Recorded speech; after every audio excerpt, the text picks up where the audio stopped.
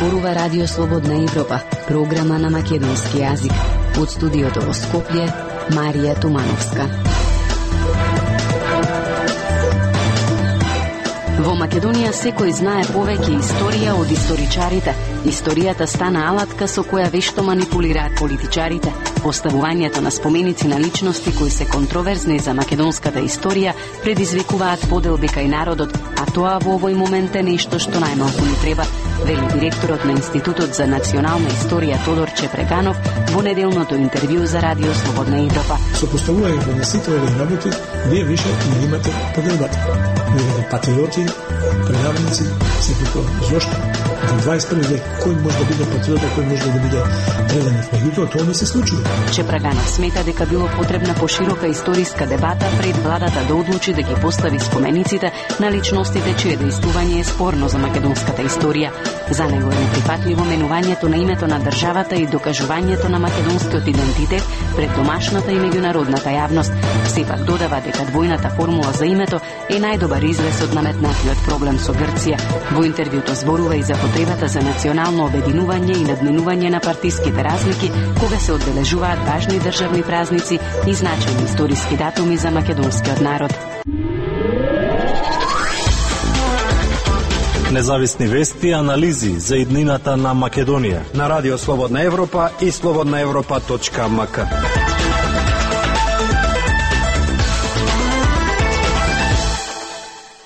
Дали проектот Скопје 2014 ги подели или ги обедини граѓаните? Во последно време имаме многу различни мислења околу оправданоста на истиот. Гледајќи во проектот од аспект на историчар, мислам дека сето она што се направи во рамките на тој проект за мене како историчар заслужува да го поддржам тој проект, затоа што се работи за проект во кој што се изградија многу споменици кои што се однесуваат на историјата на македонскиот народ. Зборувајќи како историчар, имајќи предвид дека до тогаш не постоја во Македонија споменици на историски личности кои што ќе представува место каде што ќе бидат символ на обединување на македонците во однос на историските настани. Дали ни беа потребни токму тие споменици или еве подобро да се изразам толку многу споменици за да го докажуваме македонскиот идентитет и пред самите себе си и пред светската јавност? Па мислам дека повеќе работите се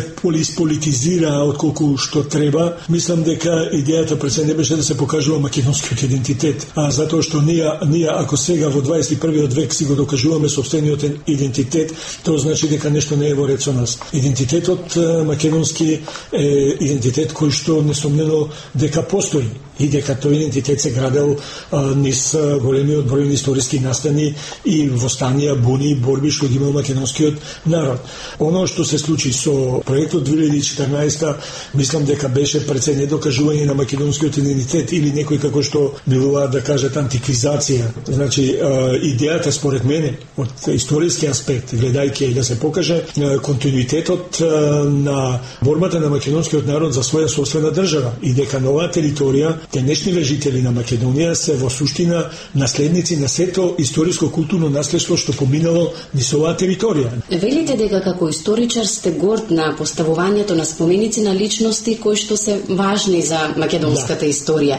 Но кој е вашиот став за поставувањето на споменици за личности кои што се контроверзни за нашата историја? Например, кој е значењето на Ванчо Михајлов, на Тодор Александров, на Симеон Радев за македонската историја и со што тие заслужија да им биде подигнат споменик во Македонија? Точно тоа што го рековте, дека треба да се направи разлика меѓу оние споменични обележја кои што се контроверзни. Според мене сите споменични обележја што се поставуваат пред се за да обединуваат, а не за да делат. Значи тоа е основната примеса на споменичните обележја. А сите оние споменични обележја што се поставуваат ако што се контроверзни, тие више го делат народот. Сметам дека и поставувањето на споменикот на Тодор Александров, статуата на Симеон Радев, сепак тоа се личности кои што во македонските историографија се уште се контроверзни. Требаше пред да дојде до нивно поставување да се направи една поширока дебата пред се во рамките на историската фела. Вие не бевте консултирани како институт? Не.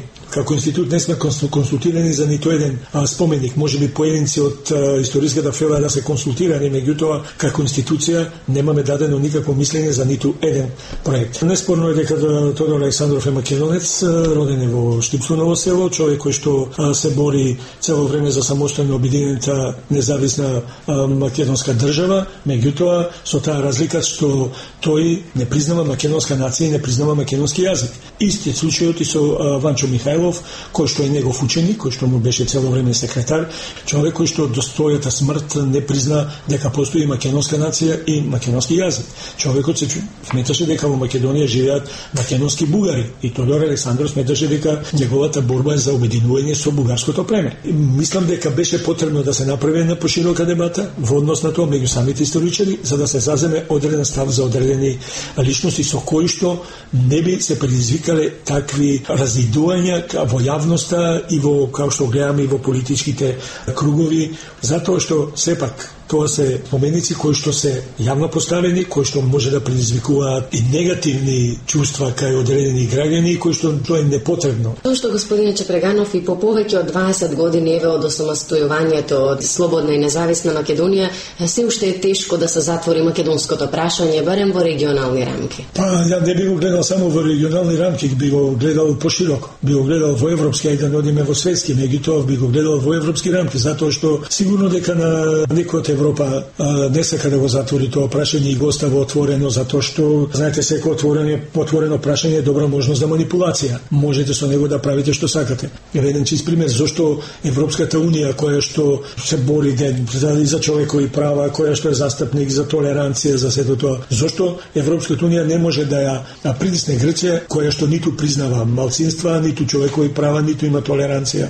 Според тоа, или Бугарија и не го направат тоа што треба да го направат. И денески двете држави се членки на Европската унија. Бугарија не го признава македонскиот народ, не го признава македонскиот јазик, не го признава македонското малцинство. Грција исто така, што значи се прекршуваат сите меѓународни норми кои што се установени за постоењето на државите.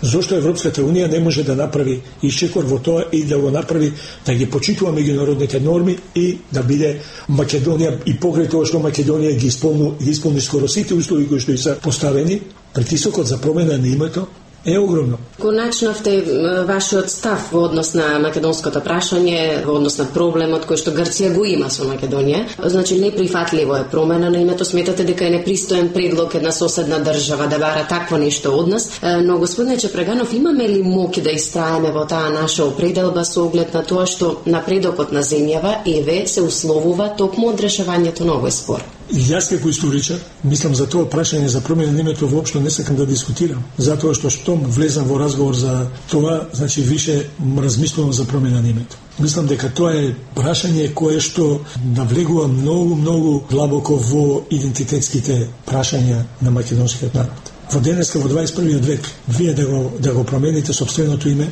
значи промена на се она што сте направиле до сега по тоа име. Во историјата се поставуваат многу прашања ќе бидат поставени, меѓутоа... Ако е тоа услов за да напредувате? Па зашто кажувам дека големите сили можат да се служат, еве да речеме во моментот Европската унија, можат да се служат со уцена, меѓутоа и самите се свесни дека тоа не може да се случи. Политички тоа може да се направи, некој политичар да го потпише тоа. Меѓутоа, тоа ќе биде политичка одлука, не историска. Таа одлука историјата ќе ја суди. Имаме ли ние некаква вина што се доведовме во таква положба? Видете, значи Македонија као име не представуваше проблем за никој, ни за Грција, ниту за големите сили во периодот од 45 година до 91 година.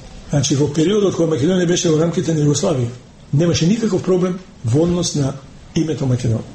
Зошто тогаш Грција не бараше промена на тоа име? Зошто тоа тогаш не имплицираше територијални претензии? Значи, овде има многу прашања кои што треба тие самите да ги одговорат. Проблемот настана по 91-та година. Според мене, најдобро решение беше двојната формула.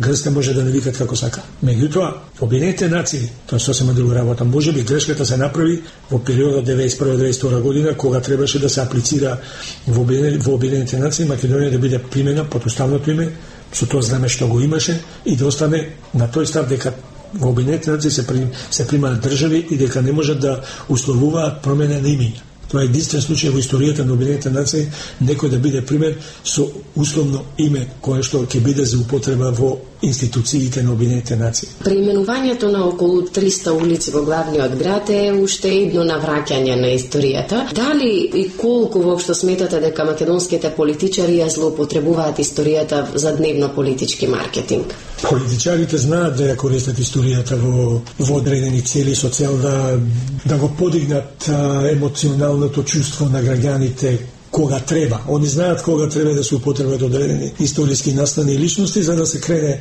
тензијата во општеството. Со менувањето на улиците, исто како што и за спомениците работа, значи тоа е на рашомонијана што се случува со улиците се префрли на спомениците. Ништо не е статично.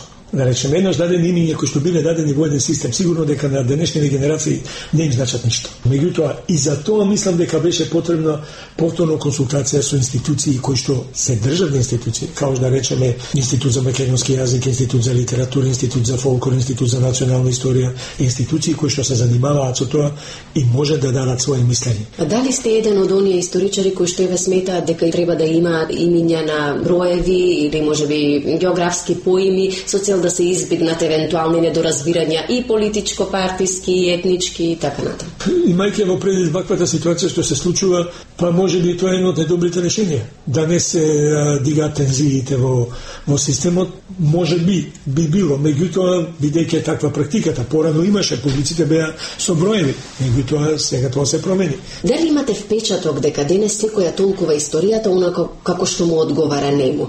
Што конкретно мислите за таа поделба на предавници и патриоти, на антички македонци и старословени? Знаете што, мислам дека во Македонија најмногу со историјата се бават историчарите. Сите во Македонија знаат повеќе историја отколку историчарите. А тоа може да бидете сведоци секојдневно. Секој знае за секој историски настан, за секој историска личност, нешто што вие како историчар не го знаете. И вие ќе дојдете у дебата, постојано, било во ресторани, било во кафеани, секаде имате историски дебати за одредени работи за кои што дискутирате со луѓе кои што дали прочитале, дали не прочитале, дали нешто знаат за тоа, меѓутоа тие се големи историчари.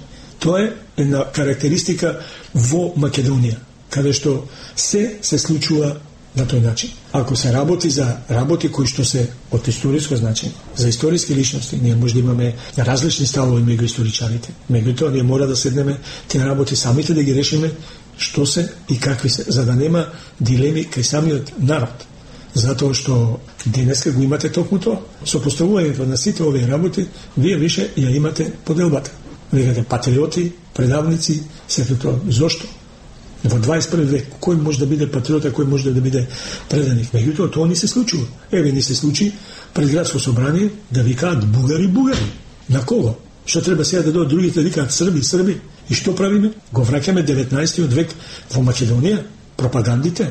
Ова покажува дека сме многу порозни, дека се уште во матрицата имаме нешто што не влечи назад. Не може на еден празник или на некое чествување да дојде позицијата, а да нема никој од опозицијата. Што значи тоа? Дека ние не го почитуваме тој празник, еве сега за Илинден. Токму во тој контекст јас сакав да ве прашам. Значи секоја година се случуваат истите сценарија, практично се повторуваат тие политички разлики за тоа како и каде треба да биде одбележан еден важен датум од историјата на македонскиот народ. Дали со тоа покажуваме политичка незрелост или непознавање и непочитување на историјата? Тоа не покажува непочитување на историјата, него покажува непочитување на самиот настан, на самата личност, затоа што тие личности се државни празници. Знаете што значи државен празник? Државен празник значи да ги обедини сите на едно место и сите граѓани да го имат истото чувство кон тој настан. Тука сме патриоти, патриотите, на другата страна се предавниците. Не, тоа е место каде што сите имаме исто чувство, дека Илинден е празник на сите македонски граѓани, каде што сите македонски политички партии треба да дојдат без разлика на какви идеолошки разлики да имаат, без разлика на се, да дојдат и да се поклонат на тој настан, затоа што тој е настан кој што е врежан во колективната меморија на македонскиот народ. Тоа не се партиски празници, тоа се државни празници. Толку во оваа емисија ја слушавте програмата на македонски јазик на Радио Слободна Европа. Од студиото во Скопје ве поздравуваат Дејан Балаловски и Марија Тумановска.